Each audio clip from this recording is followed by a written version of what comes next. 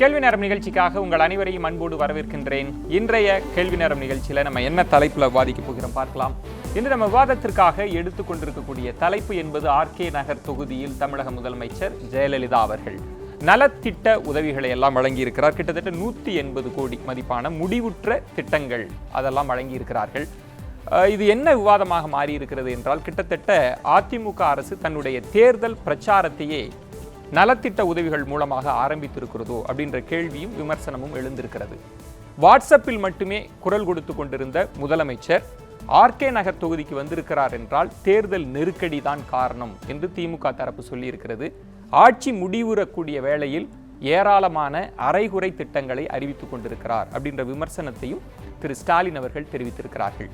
ஆனால் முதலமைச்சர் சொல்வது, இந்த உரையில் பார்த்தீங்கன்னா ஏராளமான நலத்திட்டங்கள், இளைஞர்கள், முதியவர்கள், விவசாயிகள், நெசவாளர்கள் அப்படின்னு ஏராளமான நலத்திட்ட உதவிகளை இந்த அரசு வழங்கி இருக்கிறது அப்படின்னு சொல்லி, என்னை முதல்வராக தேர்ந்தெடுத்த இந்த தொகுதிக்கும் நன்றியை தெரிவித்துக் கொள்கிறேன் அப்படின்னு முதலமைச்சர் சொல்லியிருக்கிறார். தேர்தல் பிரச்சாரத்தை அதிமுக துவக்கிவிட்டதா அல்லது தேர்தல் பயத்தோடு இந்த நலத்திட்ட உதவிகளை அவர்கள் அணுகுகிறார்களா அல்லது இந்த திட்டங்கள் எல்லாம் கவர்ச்சி திட்டங்களா? இப்படி பல தலைங்களில் விவாதிக்க வேண்டிய தலைப்பு. நம்ம பயணிக்கலாம்.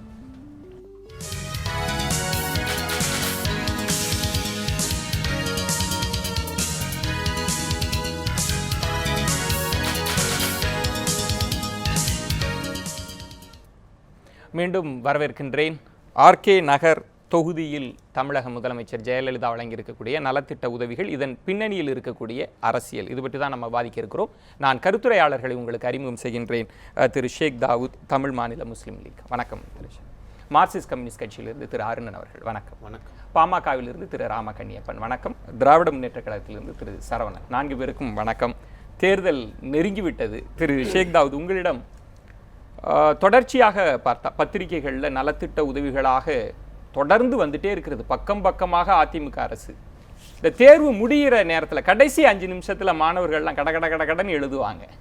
அது மாதிரி இந்த அரசு முடியக்கூடிய தருவாயில் ஏராளமான நலத்திட்ட உதவிகள் என்பது தேர்தல் யுக்தி தானே?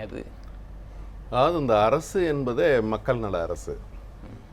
அப்போ ஒரு அரசு ஆட்சி பொறுப்பேற்று 5 ஆண்டுகள் வரைக்கும் மக்களுக்கு செய்ய வேண்டிய நலத்திட்டங்களை தொடர்ச்சியாக செய்து வர்றாங்க. அதனுடைய தொடர்பாக இந்த நலத்திட்டங்களை செய்து கொண்டிருக்கிறார்கள். அதனால ஆட்சியினுடைய முடிவு வரை மக்களுக்கு நலத்திட்டங்களை செய்ய வேண்டிய கடமை மாண்புமிகு தமிழக முதல்வர் புரட்சி தலைவி அம்மா அவர்களுக்கு. அதுல இது மக்கள் நல அரசு தான், திட்டங்களை எல்லாம் அறிவிக்கலாம், அதுல எல்லாம் எந்த பிரச்சனையும் இல்லை. நான் கேட்கறது, ஒரு அரசியல் பார்வையாளனாக பார்க்கிறப்ப கன்சிஸ்டன்சி இருக்குதா அப்படின்னு ஒரு கேள்வி இருக்கிறது.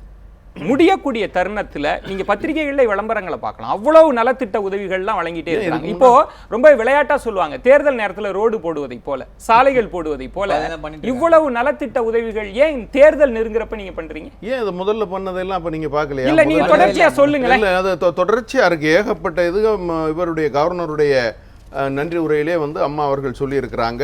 இந்த கல்விக்கு மாத்திரமே 86,000 கோடி ஒதுக்கி இருக்கோம் இந்த 5 ஆண்டுகள்ல.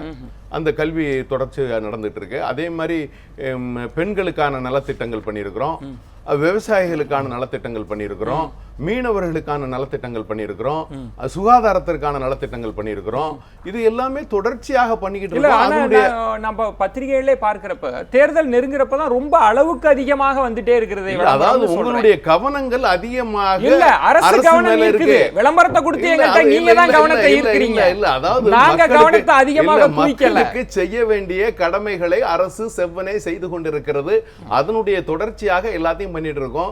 இப்ப ஊடகங்களும் பத்திரிகையாளர்களும் எதிர்க்கட்சியை சார்ந்தவர்களும் தான் தேர்தலை முன்னிறுத்தி செய்கிறதாக ஒரு இதை சொல்லிக்கொண்டு அவர்களை முன்னிறுத்துவதற்காக அரசு செய்தி குறிப்பு வெளியிடுகிற போது அரசு விளம்பரத்திற்கு எவ்வளவு நிதி ஒதுக்கப்பட்டதுன்றத தேதி வாரிய அட்டவணை இடுறப்பே உங்களுக்கே தெரியும். தேர்தல் நெருங்கக்கூடிய காலகட்டத்தில் எவ்வளவு நீங்க பணம் செய்தி தொடர்பு துறை செலவழிச்சிருக்கு அப்படின்றது பார்த்தாலே, அதாவது ஒரு விஷயம் இவ்வளவு அதிகமாக பக்கமான விளம்பரங்கள். நீங்க ஒரு விஷயத்தை நீங்க கருத்துல கொள்ளணும். என்ன அப்படின்னு கேட்டீங்கன்னா, நம்ம கொடுத்த வாக்குறுதிகளை ஃபுல்ஃபில் பண்ண வேண்டியது இருக்கு, எல்லாத்தையுமே செயல்முறைக்கு கொண்டு வர்றது இருக்கு. அதைத்தான் அவங்க சொன்னாங்க. 54 வாக்குறுதிகள் கொடுத்தோம், அதையும் தாண்டி 104 திட்டங்களை செயல்படுத்தி இருக்கிறோம். அதை வந்து தொடர்ச்சியாக மக்களுக்காக செயல்படுத்தி இருக்கணும். மாண்புமிகு தமிழக முதல்வர் என்னன்னா இப்ப தேர்தல் நெருங்கக்கூடிய நேரத்துல நீங்க உள்ளாட்சி தேர்தலில் பெண்களுக்கான 50 விழுக்காடுன்றது, குறை தீர்ப்பதற்கான அந்த மையங்கள்லாம் முடியக்கூடிய, இதெல்லாம் ஆரம்பத்துல செய்ய வேண்டிய விஷயங்கள். இதெல்லாம் கவர்ச்சி திட்டங்களை போல ஏன் முடியக்கூடிய தருவாயில அதை நீங்க தான் அப்படி கருதுறீங்க, நாங்க அப்படி கருதல. தொடர்ச்சியாக எங்க செயல்பாடுகளை எல்லா திட்டங்களையும் செய்துட்டு வந்துறோம். பத்திரிகையாளரும் எதிர்கட்சிகளும் தான் இந்த மாதிரி சொல்லி அந்த குற்றச்சாட்டுகளை சொல்லிக்கிட்டு அதுக்கு விளக்கம் கேட்டு நேரடியா ஒரு கேள்வி கேட்கிறேன். முதியோருக்கு இந்த 10 டோக்கன் தரீங்கல்ல, இதுக்கு பெரிய நிதி சுமை எல்லாம் கிடையாது. இது தேர்தல் அறிக்கையில இருந்த ஒரு விஷயம்தான். இதை தள்ளி 4.5 வருஷத்தை கடந்துட்டு தேர்தல் நேரத்தில் அந்த முதியோருக்கு ஒரு 10 டோக்கன் கொடுக்கிறதுக்கு இவ்வளவு கால அளவா? இதுதான் மக்கள் நல அரசினுடைய கன்சிஸ்டன்சியா? இல்ல, அதாவது நீங்க ஏன் அதை அப்படி நினைக்கிறீங்க? நாங்க எல்லா திட்டங்களையும் செய்துகிட்டு ஒவ்வொரு திட்டங்களா செய்து முடிச்சுக்கிட்டே வந்துகிட்டு இருக்கிறோம் நினைக்க வேண்டியதானே. அதுக்கு ஏன் இந்த ஒரு திட்டத்துக்கு முதல்ல ஏன் கடைசில முதல்ல செய்த முதியோருக்கானது ஒரு 4.5 வருஷம் கழிச்சு பண்ற அளவுக்கு பிரையாரிட்டி லிஸ்ட்ல இருக்கு. இல்ல, முதல்ல செய்த திட்டங்களை எல்லாம் அப்ப என்னன்னு சொல்லுவீங்க? நாங்க ஆட்சிக்கு வந்த புதுசுல செய்த திட்டங்களை ஏன் அப்ப செஞ்சீங்கன்னு இப்ப கேட்பீங்களா? இன்னும் கூட அதுக்குள்ள ரொம்ப முக்கியமான கேந்திரமான ஒரு கேள்வி இருக்கு. நான் அடுத்த சுற்றுல நான் அதை கேட்கிறேன். திரு சரவணன், முதல்வர் நேர்ல வந்தார், நலத்திட்ட உதவிகள்லாம் அறிவிச்சிட்டார் அப்படின்னாலே இந்த ஆட்சி முடிய போகுது, அதனால தான் இதெல்லாம் செய்கிறாங்கன்னு சொல்கிறீங்களா? அந்த பார்வையே குழப்பமாக இருக்கே. இல்லை, குழப்பம் இல்லையே. அதாவது நேற்று வந்து தளபதி மு க ஸ்டாலின் அவர்கள் வந்து ஒரு அருமையான கருத்தை வந்து தன்னுடைய முகநூலில் வந்து பதிவிட்டிருந்தார். அதாவது பார்த்தீங்கன்னா ஒரு வார காலத்திற்கு முன்னால் வந்து திமுகவில் தரப்பிலிருந்து ஒரு விளம்பரங்கள் வந்து தரப்பட்டது. அதாவது முதல்வரை அங்கே பார்த்துருக்கீங்க, இங்கே பார்த்துருக்கீங்களா, நேரில் பார்த்துருக்கீங்களா அப்படின்னு சொல்லி ஒரு விளம்பரம் தரப்பட்டது. அந்த விளம்பரத்தின் வெற்றி, இந்த முதல்வர் வந்து இன்னைக்கு போய் பார்த்துருக்காங்கன்னா அதோட வெற்றியை தான் நாம் சொல்ல வேண்டும். அந்த விளம்பரம் வந்து தமிழகத்தின் அனைத்து தரப்பு மக்களையும் சென்று சேர்ந்திருக்கிறது. அது ஒரு மிகப்பெரிய தாக்கத்தை ஏற்படுத்தி இருக்கிறது.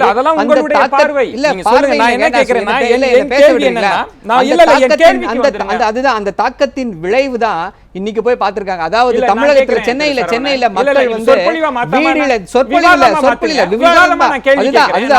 வீடில செய்ததனால கேட்பது, நீங்க ஏராளமான விளம்பரங்கள்ல ஏராளமான குற்றச்சாட்டுகள்லாம் முன் வச்சிருக்கீங்க. அந்த என்னங்கம்மா இப்படி பண்றீங்களேமான்றதுல ஏராளமான குற்றச்சாட்டு உள்ள விளம்பரம்லாம் வந்திருக்கு.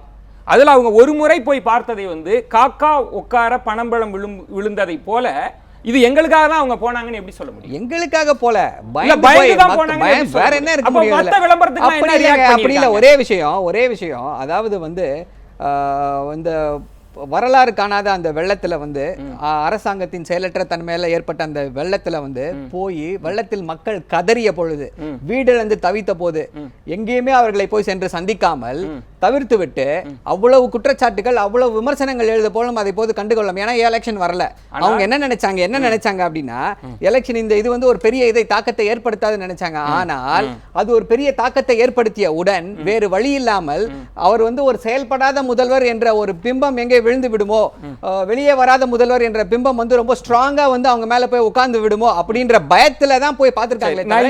எந்த காரணமும் கிடையாது. கேள்வி கேட்கிறேன் சரவணன், வெள்ளத்தின் போதே அவ்வளவு விமர்சனங்கள், அவ்வளவு அரசியல் கட்சி தலைவர்கள்லாம் வைத்த போது கூட நீங்க சொல்வதை போல அவர் பார்க்காம இருந்துட்டாருன்றத ஒரு விளம்பரம் ஏற்படுத்திருச்சு. உங்க அறிக்கைகளை எல்லாம் விட இந்த விளம்பரத்துக்கு அவங்க பயப்படுறாங்கன்னு சொல்றீங்க. கண்டிப்பாக தலைவருடைய அறிக்கையெல்லாம் விட அவங்க பொருட்படுத்தல, அந்த விளம்பரத்துக்கு பயந்து வந்துட்டாங்க. என்ன அதாவது பாத்தீங்கன்னா அதுலதான் வந்து ஒரு முக்கியமான இது இருக்கு. கரெக்டான கேள்வியை கேட்டீங்க நீங்க.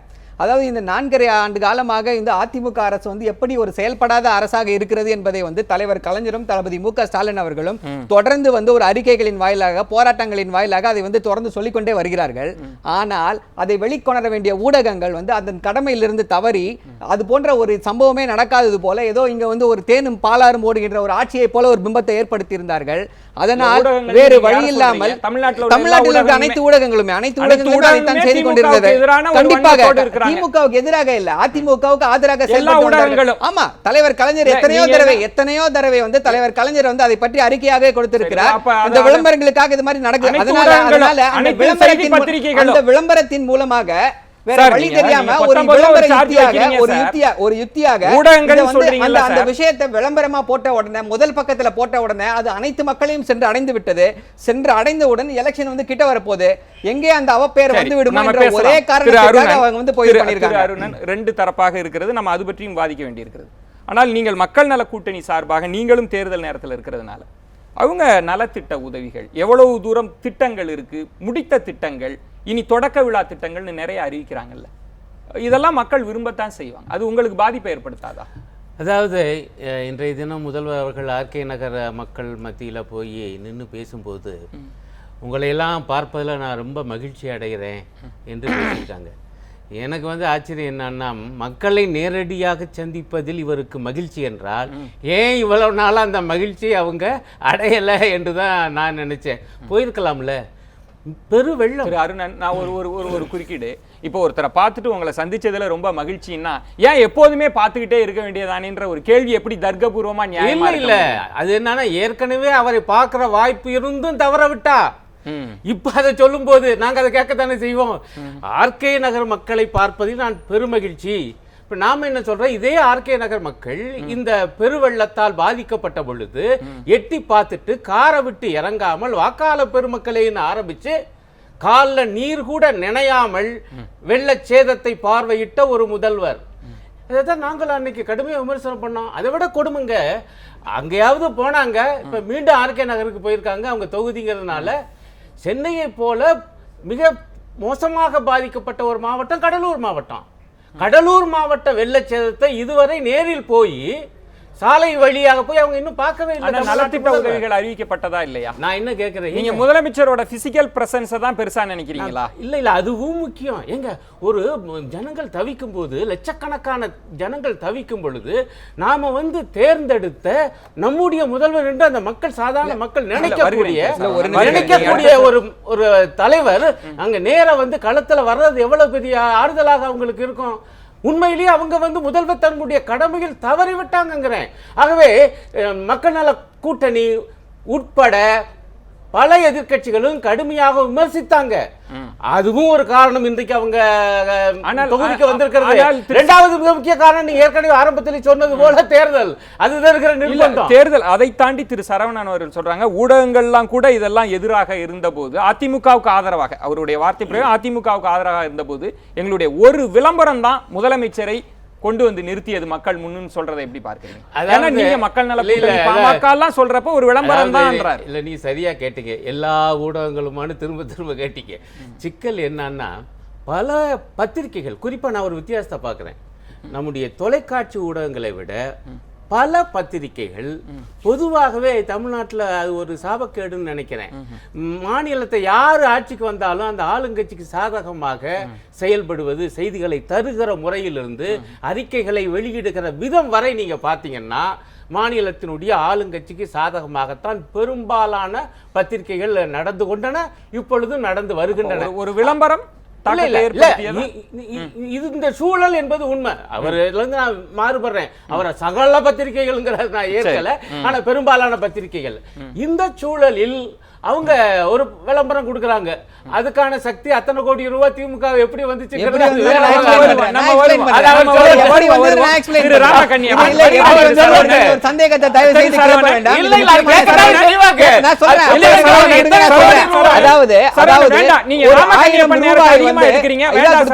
சுற்றுலா நான் உங்களுக்கு நேரம் தர முடியாது, அதுக்காக சொல்றேன். தயவு செய்து திரு ராமகண்ணியப்பன், நீங்க நேற்றைய மாநாட்டில் கூட இந்த 50 ஆண்டில் தமிழ்நாட்டில் பாரதூர விளைவுகள் எந்த துறையிலும் முன்னேற்றம் இல்லைன்னு நீங்க சொல்றீங்க.